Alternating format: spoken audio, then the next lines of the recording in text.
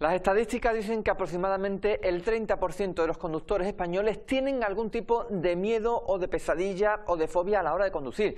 Esto se conoce en psicología como amasofobia. Pero fíjense que también el 25% de los conductores noveles sienten ya pánico a sentarse delante del volante. Manuel Jesús, buenas tardes. Esto es una cifra importante y además que cohíbe mucho a las personas que la padecen porque no entienden que puede haber una solución para eso y prácticamente la idea que tienen es resignarse y bueno, esperar o que pase, que saben que no va a pasar, o no hacer nada. Algunos, los mejores, recurren a la autoescuela de vez en cuando para recibir unas lecciones. Un reciclaje. Que a veces sí funciona, pero otras veces no, porque realmente lo que tiene que afrontar la persona es algo un poquito más Y fíjate complicado. que todo el mundo, y ustedes también en casa, conocerán gente, familiares o amigos que se han sacado el carnet y lo tienen simplemente guardado porque no cogen el coche y siempre dicen, es que me da miedo, es que coger coche en autopista, es que meterme... Vamos a hablar ahora de todos esos comportamientos, pero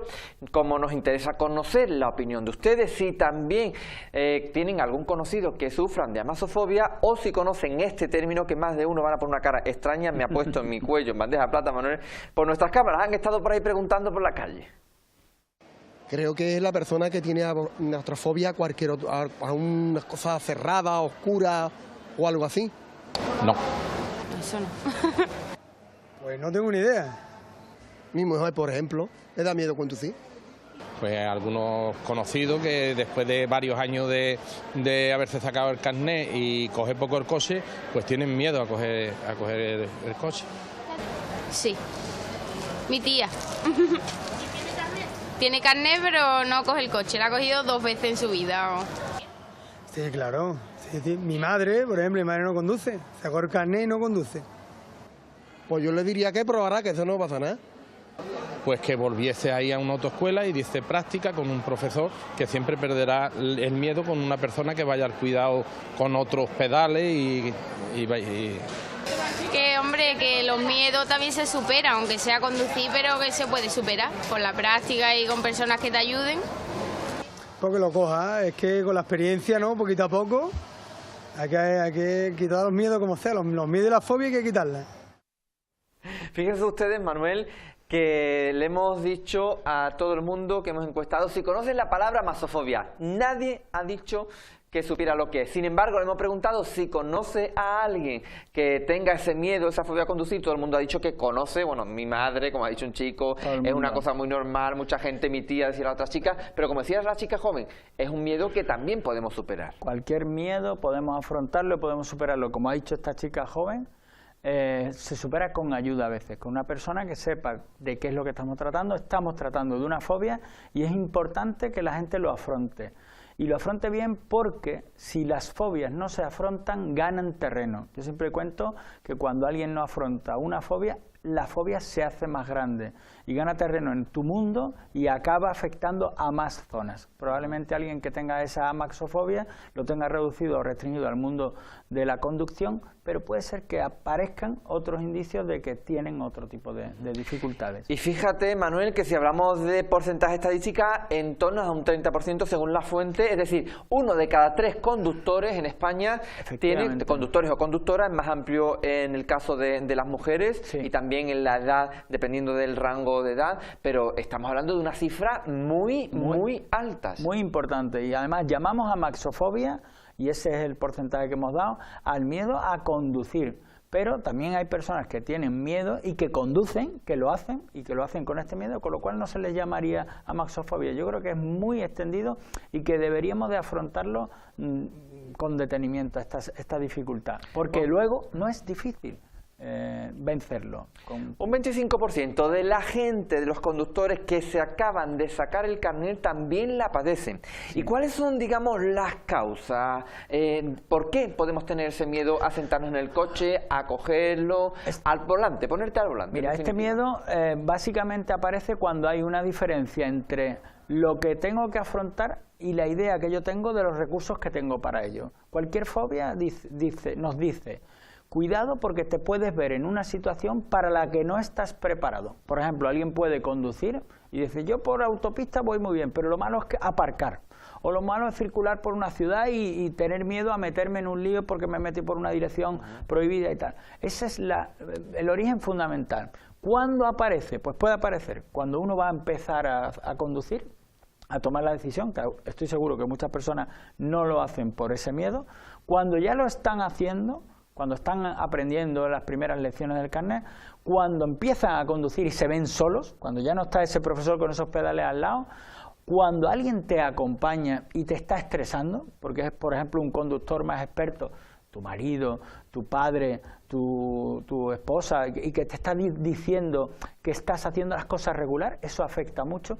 Y, por supuesto, en algunos casos, ahí lo tenéis, cuando hay un accidente de tráfico, aunque sea leve el accidente, pero la gente se retrae y piensa, no, ya me he metido en un lío, ya no voy a meterme, no voy a arriesgarme a meterme en otro lío. Entonces empieza la conducta de evitación, ¿vale? Ataques de pánico al volante, ansiedad ante la idea de conducir, digamos que unas causas e incluso también algunos síntomas que se pueden convertir en un verdadero terror, es decir, una obligación de yo tengo que coger el coche, pero es que no puedo. No la primera respuesta de cualquier persona que tenga este tipo de situaciones es evitar. Si puedo, no conduzco. Si puedo hacer que conduzca a otra persona, que conduzca a otra persona. Si puedo hacerme acompañar de una persona mejor conductora que yo, mejor que lo coja a esa persona el coche y evito.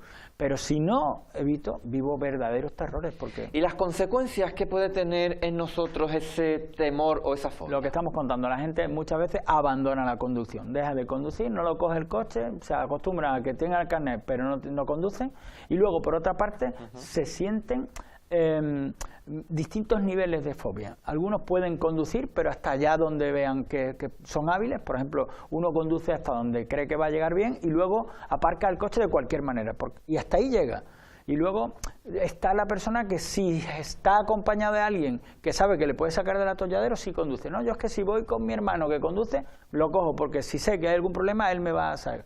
Esos son distintos niveles de afección, pero cualquiera de ellos sería imprescindible que las personas lo afrontaran y lo superaran, porque, Rafa, es muy sencillo hacerlo, solo que necesita un poquito de estudio. 3 categorías de personas afectadas por la masofobia. Claro, lo que ponemos ahí, quienes acaban de obtener el carnet, esos son básicos, son gente que va a verse en una situación difícil solo cuando empiecen a conducir, y algunos lo van a afrontar bien, lo van a superar, y otros van a hacer que estos síntomas crezcan si hacen evitación, que es lo que hemos dicho. Los que llevan más de 5 años al volante, estos empiezan a tener problemas en algún momento determinado, probablemente por un accidente o por un estrés o por una situación que no está deseada, por ejemplo, porque cambien de rutina de conducción y vayan por un ambiente que no conocen y empiecen a desarrollarlo. Y por último, aquellas personas que han sufrido una experiencia traumática al volante, es decir, las personas que han tenido un accidente, que han tenido un golpe, que han tenido un imprevisto, que han tenido un shock traumático, y en las cuales se empieza a desarrollar un miedo a que eso se vuelva a repetir. Y para que no se vuelva a repetir, lo más fácil... corto por lo sano, ¿no? Exactamente, no conduzco y no me pasa.